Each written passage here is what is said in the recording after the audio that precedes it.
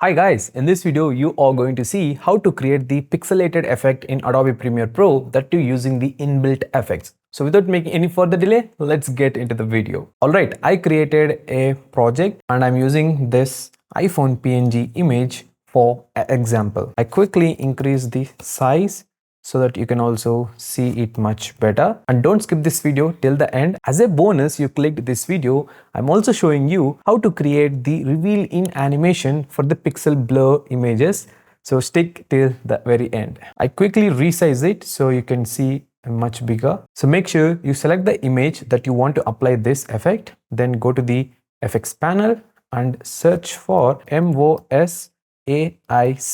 Mosaic.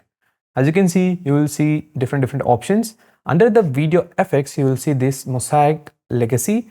Just drag and drop it to the layer. As you can see, now it is looking very awkward. We need to change some settings here. For that, make sure you select the layer, then go to the Effect Controls panel, scroll down, and you can see this option, Mosaic Legacy. For the horizontal and vertical blocks, you need to change. The higher the number, the smaller the boxes will be. Let's say I'm making it as 100 vertical and 100 horizontal. As you can see, it's looking the way what we needed.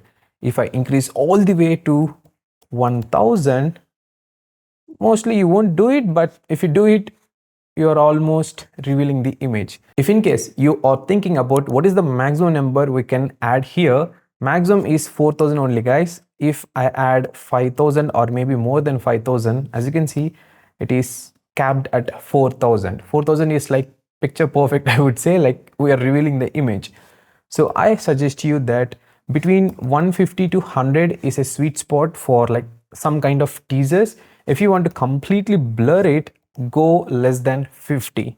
Okay, 50 or 75 also fine. I'll do it for 75. As you can see, this is what it looks like at 75 levels for horizontal and vertical blocks. Now the spicy part, the animation thing. To do that, I quickly add the transform effect so that we can introduce the motion blur effect as well. I'm applying the transform. First, I animate it by making the position and I move few frames forward. So the initial position will be coming from bottom. Fine. I select the both keyframes. Temporal interpolation, ease out. Again, I select both, right click, same option, but this time ease in. Then I quickly change the graph as well,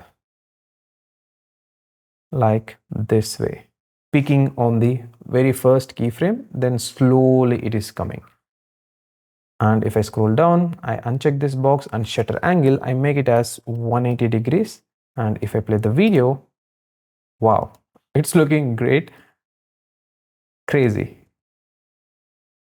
So after the image popping up, I want to reveal after a few more seconds later. Let's say I want to reveal from here.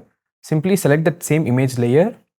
For the mosaic, make sure you enable this toggle animations for both horizontal and vertical and move the playhead to the place where you want to end this animation. Again, click on these dots to enable the keyframes. Now you know what to do. Just increase this to maximum.